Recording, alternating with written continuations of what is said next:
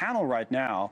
We have Melik Abdul today. Melik, of course, Republican strategist and radio talk show host. And we have Nicole Brenner-Schmitz today. Nicole, a Democratic strategist. Melik, start us off on all of this. Let me put up from the tablet the president's approval rating, just to follow up on Bill's saying, because we'd gone on and on about how that approval number had been going down and disapproval had been going up. And then you see kind of at the end of this chart, I'm not saying it's just because of today, but just the last week or so, this has been kind of more positive for the president. So, Melik, where do you think we are?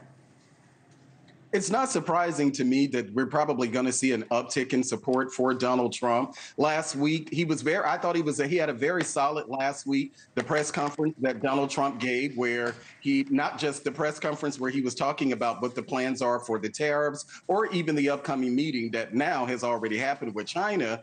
But he really went through all of the different programs and things that he was working with. And I thought that he did a very good job in the press conference. So from last week till the beginning of this week, where you have the markets responding in a very resounding way to the news that there might be some sort of deal when it comes to China, I think that Donald Trump will have some good numbers.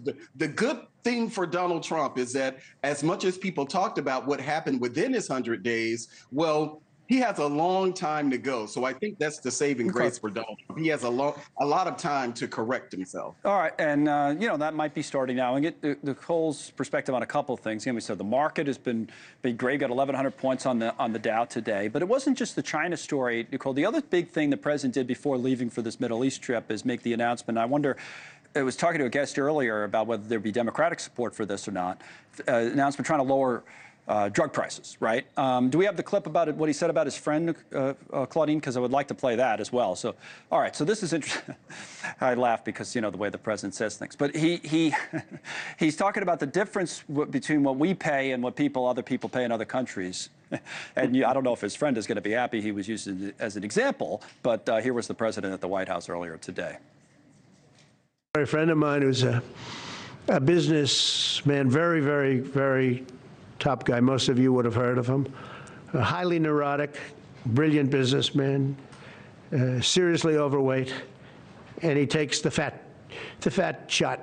He said, I just paid $88, and in New York I pay $1,300. What the hell is going on? He said, so I checked, and it's the same box, made in the same plant, by the same company. It's the identical pill that I buy in New York. So his friend taking the quote-unquote fat shot. What would you say, Nicole, about that? But also about this policy, the point he's making is that, whatever drug, whether it's Ozempic or Wegovy or whatever it is, and other drugs as well, Americans pay a lot more than other people. He says it's not fair and he's going to do something about it. Do you agree? I totally agree. I mean, Democrats have been talking about this for years, that we need to take on big pharma and that we should not be paying, these prices. We're the party that made sure that there was a cap on how much people had to pay for their insulin. I mean, this is in big picture and in that language what Democrats want to do. They want to bring down drug prices. They want to make health care, which is everything from the doctor's visits to the medicine you have to take, more affordable for Americans. But what was not completely laid out there was how we're getting from A to B, especially when you have a party that has been very resistant. I mean, he did criticize a lot of things with Obamacare. He spent a great deal of time in that press conference talking about that.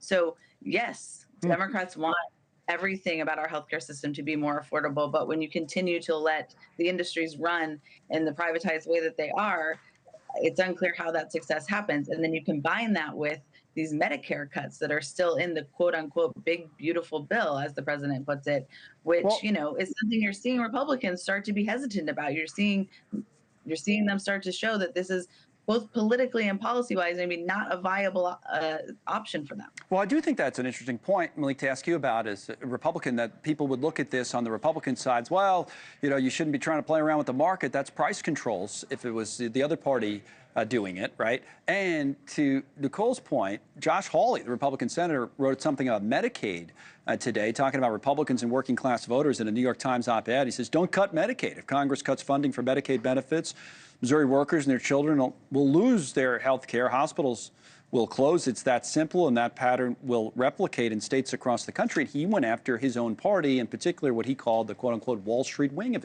his party. What would you say, Melik, about what's going on inside the Republican Party right now? Well, I think as far as what Donald Trump is doing around the attempt to lower prescription drugs, I would just have people really remember that this is something that Donald Trump worked on in his first administration. And I think in that case, it was maybe Medicare Part B. I always get them confused. But this is something that, and to be honest, it's something that both Republican and Democrat administrations have tried to work on. Whether or not, Josh Hawley is not surprising to me. I think what's happening is that there have been some people within the Republican Party, not necessarily leaders in the Republican Party, but there have been politicians in the Republican Party who have talked about the need to reform things like Medicaid. And I think that there are some things that they're talking about as far as work requirements. Typically, they go nowhere. Even if they pass in the House, those things typically go nowhere in the Senate. But I think what you heard from Hawley is that Republicans have, over the years, consistently pushed back on this notion that they want to cut any funds from Medicaid. So I think that you're probably going to hear more Republicans speak out about that, because even Donald Trump has said no cuts to Medicaid. He has, and Social Security. But it does bring up kind of a wider point when you hear these types of comments that maybe the parties, which have been so predictable for so many years now, for various reasons, probably because Trump drove it and now the Democrats have to respond, are kind of changing on some of these issues. I don't know if this fits into it, Nicole, but Gavin Newsom, the governor of California, is doing something interesting as well out in California, making a statement urging cities there to clear out their homeless encampments. Nothing compassionate, he says, about letting people die on the streets. The time for inaction is over. There are no more excuses. Thoughts on how that fits into the kind of the wider conversation that we're having about the parties, Nicole?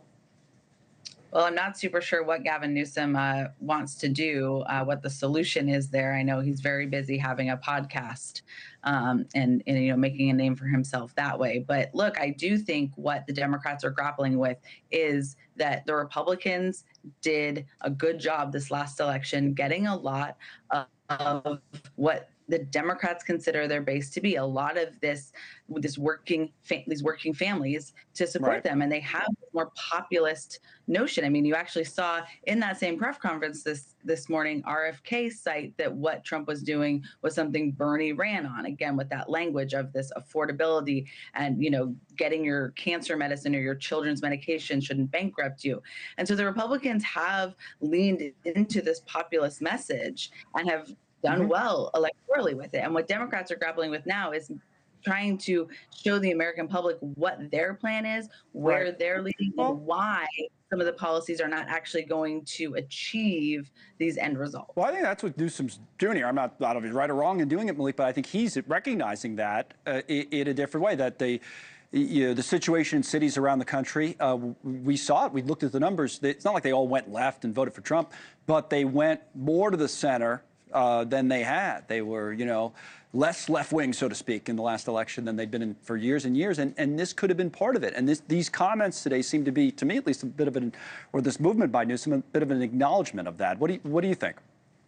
I think that you're right. And Newsom, Democrats, I will give them credit. They've acknowledged a number of things that have gone wrong. I think the problem that they're having is who will be the leader and how to actually fix the problem. Right. I think that Republicans are on good footing here. And maybe what we're talking about, maybe this is part of the realignment in the era of Trump. I'll call it Trumpism. So maybe we're moving away from whatever Reaganism is to many people to Trumpism. And part of that will be a more populist edge to many people on the right. So I think that maybe that's what the struggle is. And even for hardline conservatives, longtime Republicans who have been resistant to any type of populist message, I think that the era of Donald Trump has shown us that the Republicans can win. And at the end of the day, it is something that's beneficial. It's not just a political football. We're talking about things, dollars and cents, that are beneficial to Americans. But it's definitely an adjustment for people, especially for people who've been in politics for a long time or watching it in real time. Thank you, Melik, and thank you, Nicole.